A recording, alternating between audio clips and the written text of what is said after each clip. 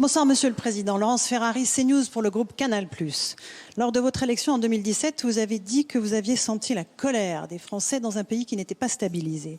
Est-ce que vous ne pensez pas que depuis 2 ans, vous avez été sourd et aveugle à cette colère? Et qu'aujourd'hui, encore une fois, le message que vous envoient les Français, les Gilets jaunes, il est dirigé contre vous et pas seulement par la fonction que vous habitez. Est-ce que vous pensez avoir péché? Et si oui, par naïveté, par arrogance ou par inexpérience? L'autre chose que vous avez dit, c'est que vous avez pu toucher, lors de ce grand débat, l'épaisseur des vies des Français. Quel est le message que vous leur envoyez ce soir?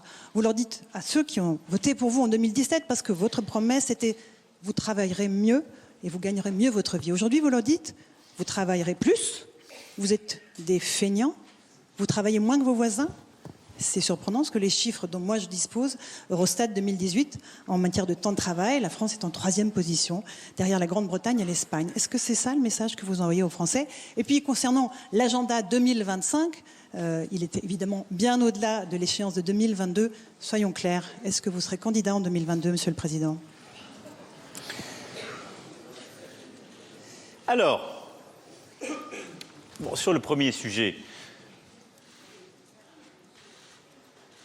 j'ai beaucoup de défauts et on peut toujours faire mieux. Mais je ne crois pas avoir été sourd. Par contre, nous sommes un pays où les désaccords s'expriment toujours avec force, les protestations sont toujours là, et où l'unanimité n'accompagne que rarement les transformations qui sont à faire. Et donc j'assume pleinement de ne pas avoir cédé, durant les 2 premières années, sur ce qui était et ce qui demeure le cœur du projet que nous portons et que je crois très profondément bon pour le pays. Très profondément. Je crois que la colère qui s'est exprimée n'est d'ailleurs pas le fruit de ces réformes.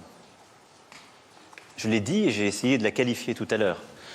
Je pense qu'elle est le fruit d'une méthode qui n'était pas la bonne, résolument, qu'elle était le fruit d'un manque d'humanité qui s'est exprimé, j'en prends ma part de responsabilité, mais qu'elle est le fruit aussi d'échecs enfouis depuis très longtemps, d'hypocrisie passée, et en quelque sorte du fait qu'on a laissé notre pays, depuis des décennies, il faut bien le dire, avec les structures, les habitudes, l'organisation qui avait été bâtie après la Deuxième Guerre mondiale, alors que le monde lui avait profondément changé, que la vie familiale était bousculée, que le monde du travail avait changé, en disant on va s'ajuster, vous allez vous adapter.